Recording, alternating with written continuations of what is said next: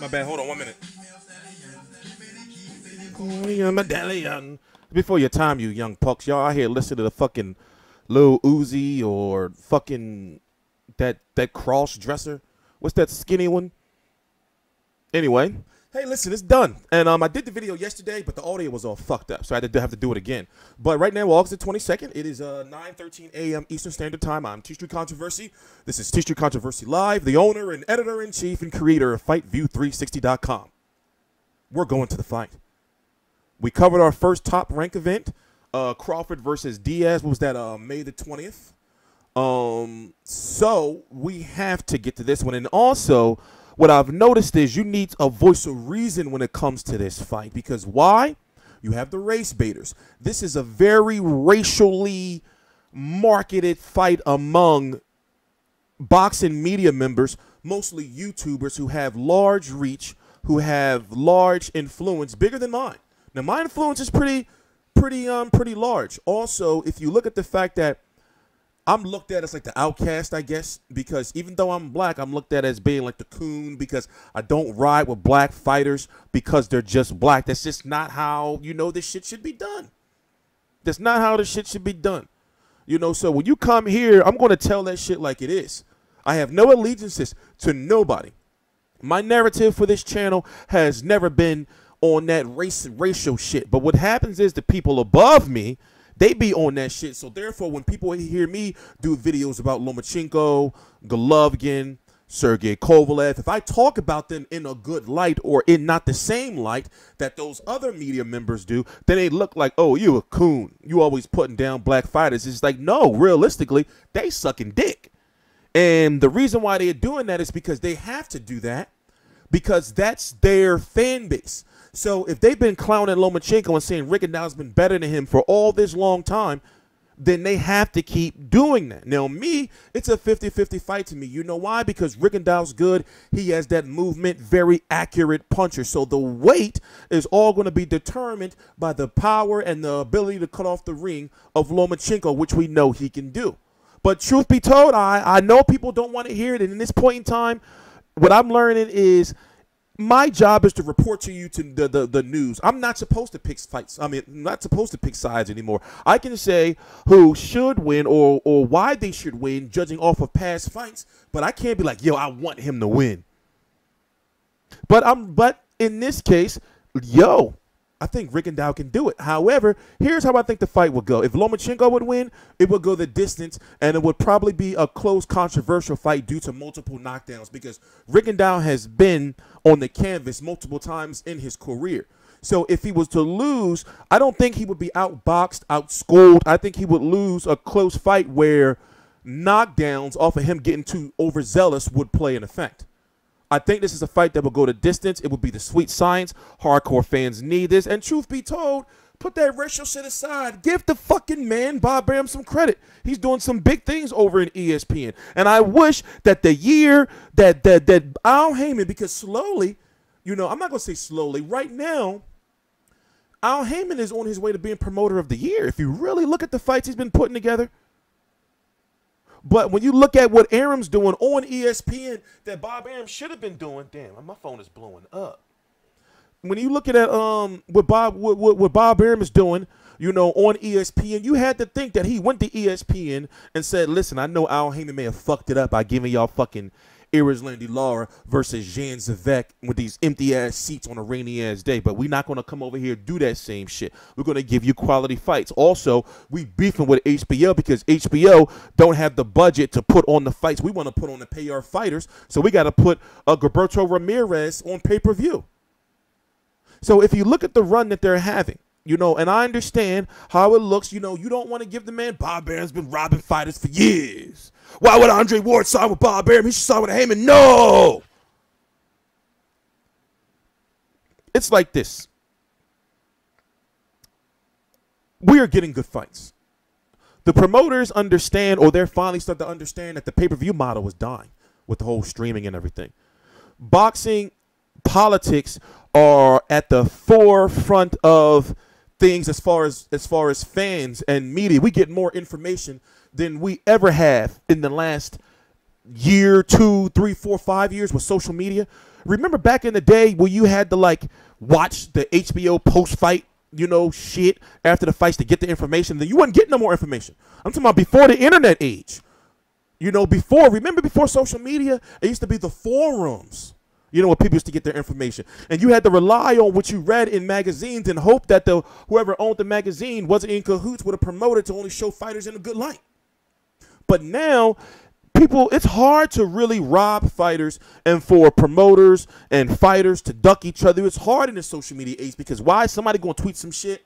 Some news going to come out. It's going to be some video or interview. Well, you said this in this interview, but you ain't say this in that one. You got interviews on social media, Instagram, and everything. Shit be circulating. So I always make sure to tell you, anything I talk about in my videos, you can go research that shit yourself. But truth be told, I'm tired of all that trickle-down effect, you know, with all this, you know, black versus white thing. And I understand it's always going to be like that. Just like Mexicans always root for Mexican fighters. You know, just like you would expect Mexican media reporters to want Mexican fighters to win. Just like Canelo was mad at the WBC because he felt he shouldn't have been threatened to be stripped because he's Mexican. I understand all that. But the problem is, in a way, I blame some of these media members for the failure of PBC on the mainstream free television. It's because what if they really were listening to you and they were like you and you said, man, these fights are really good fights and you know all this the rating. What if they were really listening to you? What if they were really listening to you and saying, well, listen, the people are saying we putting out a good product. And you damn well know they were fucked up fights, but you're not saying it because he's black and you like, yo, we got to ride with the black brother. So, you know, and I understand you can do that, right? For example, perfect example, years ago, it's probably been about 15, 16 years ago. There used to be a restaurant in the neighborhood I used to be at, you know, I used to live in. Where they used to have fucked up food, fucked up practices, the way they handled their food and everything. And I knew this because I had a friend who worked there. But the neighborhood was just like the way the people were talking in the neighborhood was like, yo, we just so happy that this place is around because it's a black restaurant and everything like that. And everybody knew like, well, you know, that turkey they be using, they'll cook it and then freeze it and then recook it again. And then sometimes that shit the potato salad be sitting out all day with the lid off of it. You know, but it's just, we got to support them because they black, even though they know they're out here motherfucking probably getting people sick. You see what I'm saying? So, the fight is supposed to be happening on December the 9th in Madison Square Garden. It's a fight that I plan on covering with integrity. I can't wait until that press conference. I'm going to have somebody bilingual with me because we got to talk to Rigondeaux. We got to get some answers. And one thing, if you noticed, and I've done lots of interviews now, If you noticed when I ask boxers questions, I ask y'all the shit that y'all want to hear. But really, we should just be happy that the fight's here, right? I'm not going to be like, well, Rigondeaux, who do you want to fight next? Fuck that. Yo, bro, congrats on getting the motherfucking fight. And he's getting at least $1 million payday. I have people saying, man, he should get $2 million and all that. Bob Burnham going to lowball him. He deserves $2 million. From where? Where's that money going to come from? Remember, you have to sell tickets. Tickets are going to sell to hardcores. You have to get the ratings. You have to have the money in the budget. I don't not want Rigondeaux to get paid. What kind of fucking stupid dickhead logic is that? Of course I want fighters to get paid. I don't not want Lomachenko not to get paid. But do I believe that Lomachenko was ducking Rigondeaux? No. And if this fight happens, what are y'all going to say? They're going to say, well, Rigondeaux was too small. Or in Lomachenko's case, if he loses, what are you going to say? Lomachenko, you know, only had 10 fights. You know why I have Lomachenko over? I don't have Lomachenko my number one, pound for pound. But you know why I have him over Rigondeaux is because what he's done in a shorter period of time. That's what I have on him. When you look at Rigondeaux, in fact, this is what we have it for. Duh. And we're going to get better with this because remember, everything I talk about, you can go look up yourself. So the reason why I got this technology is to make sure that everything I talk about, I'm able to prove and I'm able to show you shit like doing shit like this. You know, we got some real, you know, I I haven't even, this is just the cusp of the power I'm using with what I have. I can have digital shit all around, you know. Wait till I get somebody to actually come in here and design all this for me, so I can have my custom overlays and little text at the bottom and shit like that, you know. But if you look at the resume of Guillermo Rigondeaux, let me zoom in, hold up, boop. In fact, you know what we can do? See, for the people, how do we do that? Like that?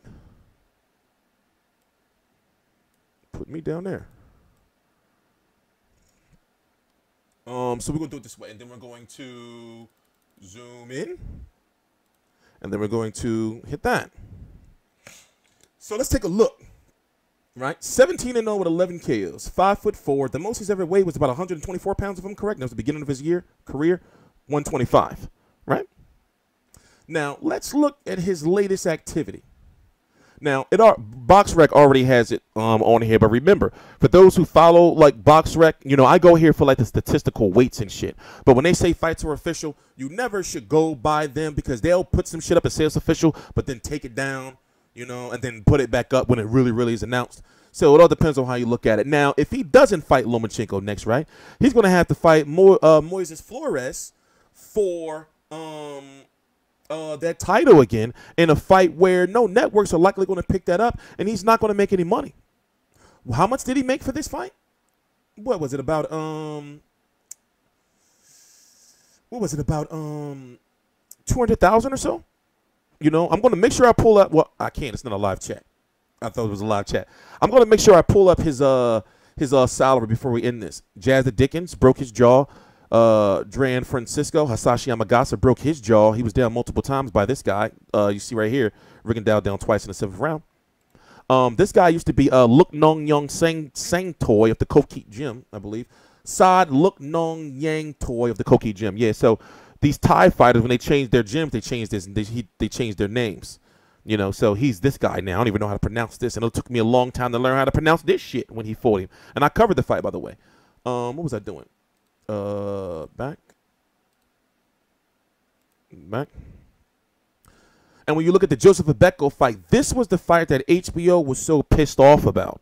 They were so pissed off about this because you had an HBO championship fight where he was the main event, and I forgot who the co-main event was, but the co-main event, James Kirkland and Glenn Tapia. After the James Kirkland and Glenn Tapia fight, people started walking out of the arena, and Bob Arum was pissed. He did an interview after, a post-fight interview, where he was like, the son of a bitch just doesn't fight or something like that, and there had ended the relationship with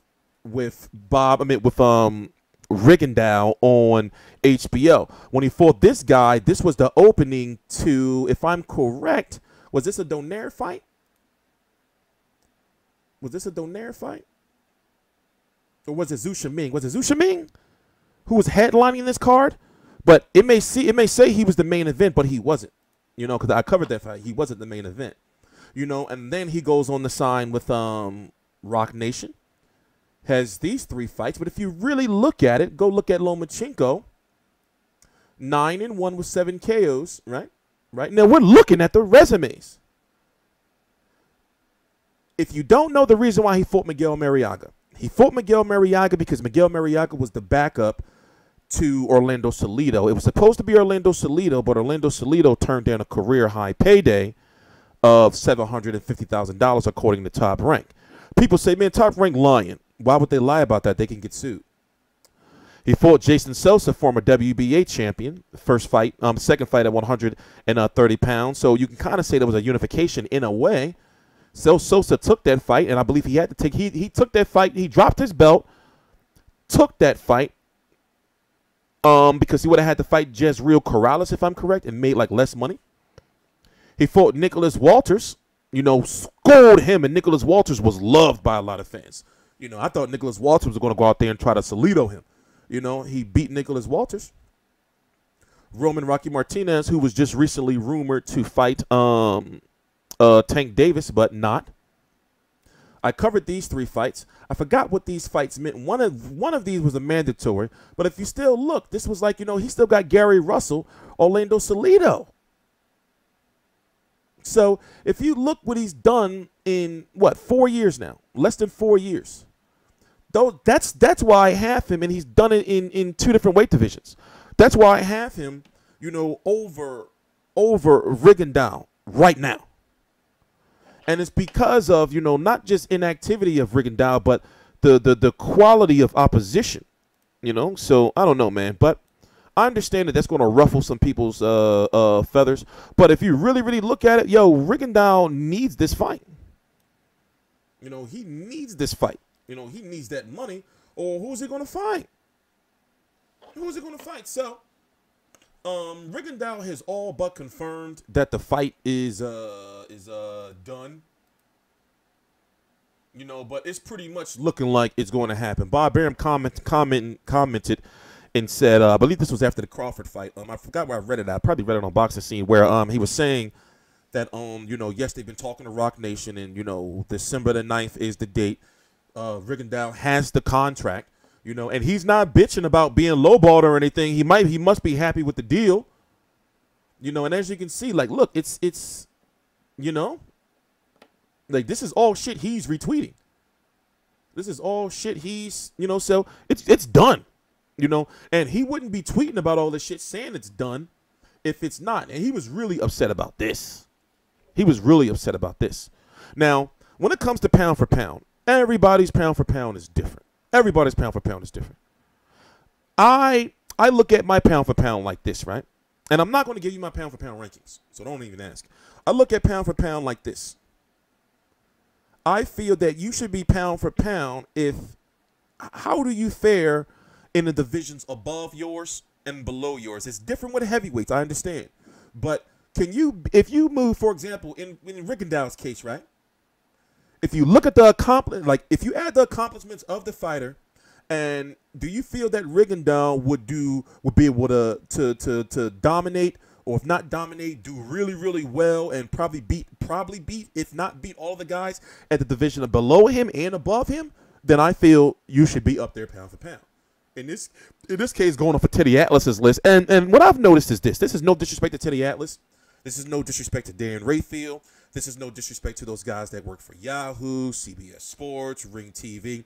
When you meet these people, or like when you work with them at like media events and you watch them and stuff, and you be on a media calls with them, you realize like that it's like almost like just a job to them. I wonder sometimes, like, do they watch like boxing, or do they feel like, or do they be on social media like actually understanding what the fans are really saying and getting like feedback from them?